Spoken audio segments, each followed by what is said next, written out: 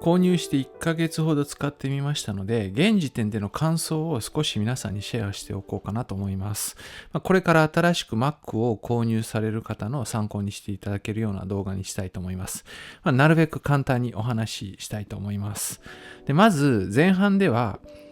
この Mac mini M2 Pro というモデルなんですが、このモデルを買って良かった点、気に入った点を話そうと思います。で、後半では、もう少しこうだったらいいなみたいな点を少しお話ししたいと思います。で、まず私の使用環境とか使用用途に関してなんですが、基本的には動画編集に使っています。それ以外にも事務的な作業も行ったりもしています。写真編集とかもすることがありますが、やはり動画編集がメインで、一番パソコンにとっても負荷がかかる作業かなと思います。そして使用環境ですが、4K のモニターを2枚つないで作業しています。軽い作業の時は1枚だけっていう時もあるんですが、がっちり動画編集とかする時はこういう感じで2枚つないで使っています。この小さい方のモニターは27インチの 4K モニターで、イノチンという会社のものになります。で、こちらは LG の32インチの 4K モニターになります。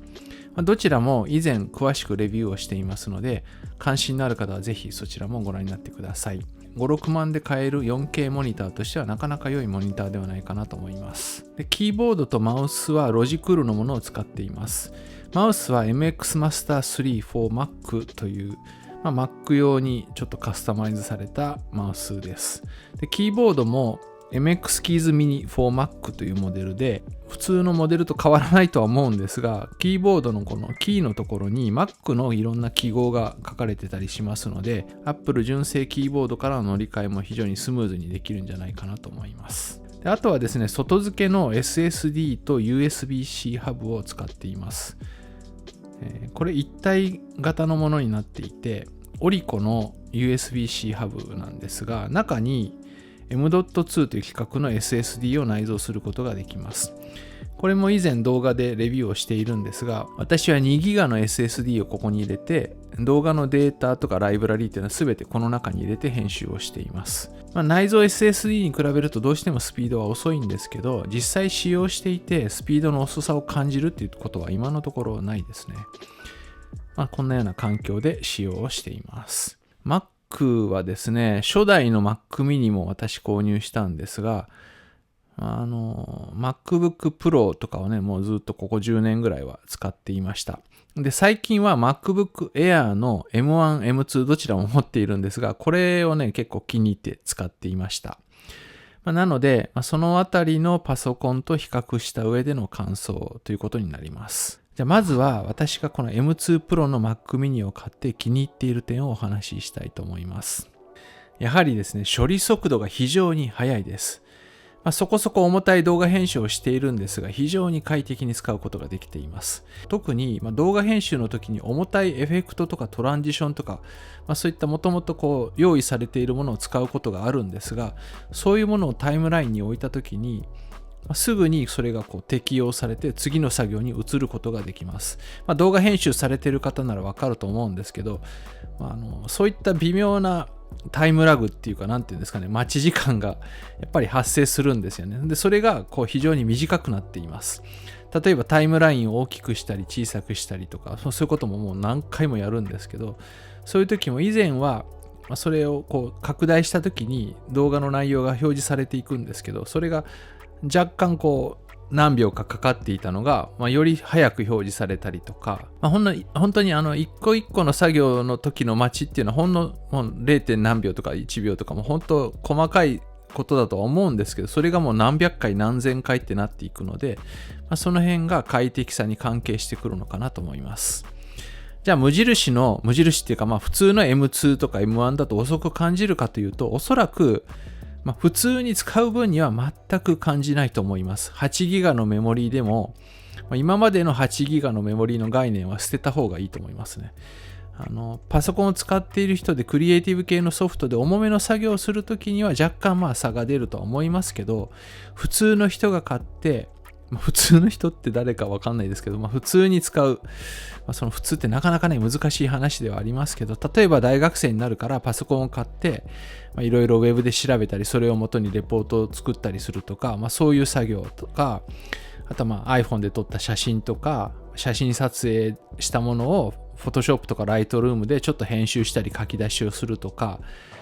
あとはですね、オフィス系のソフトを使うとか、そういった作業ではもう全く問題なく、一番安いモデルでも大丈夫だと思います。で、2番目に気に入っている点は、ポートの数ですね。差し込み口がね、たくさんついてるんですね。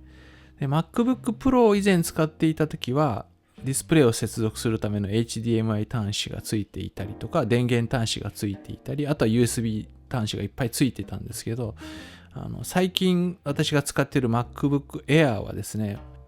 サンダーボルト端子、USB-C の形なんですけど、これが2つしかついていませんでした。で、今回の Mac mini M2 Pro のモデルは USB-A という従来の USB が2つ、さらに HDMI と Ethernet、それからサンダーボルト4の端子が全部で4つついています。かなりね、充実しています。普通の M2 Mac mini はこのサンダーボルト端子が2つになります。それでもね、充実していると思います。で、外付けの USB-C ハブ使えばそこはいいんじゃないかって思うんですけど、やっぱり本体に直接させるっていうのは非常に便利です。で、その端子の規格上のスピードも最大限のものを活かせるんですよね。ハブによっては結構接続するとスピード遅くなっちゃうものとかもありますので、本来のスピードも活かせますし、あとは USB-C ハブって電源を供給しないとその先につないだものが、いきなりシャットダウンしたりとか、不安定になったりするんですけど、やっぱり本体に挿すことによってそういうことも回避することができますので、いろんなデバイスを安定して使うことができます。外付けのハードディスクドライブとか SSD ドライブも突然切断されたりするって、そういう経験したことある方もいらっしゃると思うんですけど、本体に接続するとそういうことも避けることができます。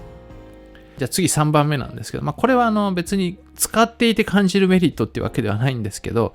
本体以外は全て自分の好きなものを使うことができますので、もともと持っているいろんなデバイスがあればそれをそのまま使えばいいですし、例えば新しく、今度大学生になるから新しくパソコンを買おうっていう時でも、自分の予算に合ったものをとりあえず買うことで使用できますので、例えば Mac mini M2 一番安いモデル84,000円ぐらいだと思うんですけど、それに安めのフル HD のモニター24インチとかであれば、おそらく1万円台で買うことができます。で、さらに無線 Bluetooth のキーボードマウスでも安いものを買えば、3000円とか5000円とかで買うことができますので、とりあえず10万円ぐらいあればこの非常に高性能な M2 の Mac を楽しむことができます。活用することができます。同じ性能の MacBook Air で一番安いモデルが164,800円なので、それと比べてもね、かなり安いんではないかと思います。で、使っていて不満を感じれば、例えばディスプレイもっと大きいのが欲しいなってなれば買い替えていくとか、キーボードもっといいのが欲しいなってなれば買い替えていけばいいので、とりあえず安くスタートできるっていうのも非常に大きなメリットかなと思います。で、次に、私が使っていて、もう少しこうだったらいいなって感じる点、残念というほどではないんですけど、そういう点をちょっとお話したいと思うんですけど、この Mac mini のもうちょっと上位機種に Mac Studio っていうのがあって、それはですね、前側に USB-C 端子と SD カードスロットがついてるんですね。ライトニング端子なんですけど、あれはね、やっぱりよく考えられてるなと思います。動画作ったり写真の時もそうなんですけど、SD カードを何度も抜いたり挿したりしますので、それがやっぱり本体の前側についていて直接そこに抜き差しできるっていうのはね、すごい便利なんじゃないかなと思います。あとはUSB-C 端子も前にあれば、一時的に使うデバイスとかも結構ありますので、パッとつないでね、例えばカメラのデータとかも SD カード出さなくても本体を直接 USB ケーブルで挿してデータ読み出しとかもできるんですけど、そういう時も前側にやっぱりUSB-C 端子があればもっと便利に使えるかなと思います。じゃあ今どうしてるかっていうと、いちいち本体裏返すというか回転させるのもめんどくさいので、私はこの外付けのさっき紹介したオリコの USB-C ハブにいろんな外付けのデバイスを一時的に挿したりして使っています。SD カードもここで読み書きをしています。高速な SD カードの場合はこの専用のリーダーを USB 端子に挿していますし、このハブ本体にも SD カードとマイクロ SD カードのスロットがあるので、それほど高速ではないカードの場合はここに挿して読み書きをしています。で、本体にスロットがついていればね、こういうものももう見えないところに置いてしまうこともできますので、机の上がもっとスッキリするかなと思います。その程度のことですね。で、最後もう1点だけちょっと残念な点なんですが、内蔵されているスピーカーがちょっとね、笑っちゃうぐらいボロいです。音が出ているかどうかとか、なんて話しているかどうかぐらいまではわかるんですけど、それ以上の作業をしようと思うと、どうしても外付けのスピーカーとかイヤホン、ヘッドホンなんかが必要になってくると思います。それらをね、つなげばいいんですけど、一手間増えてしまいますし、ちょっとごちゃっとしてしまうので、すっきり使う上でもね、やっぱりせめてもう少し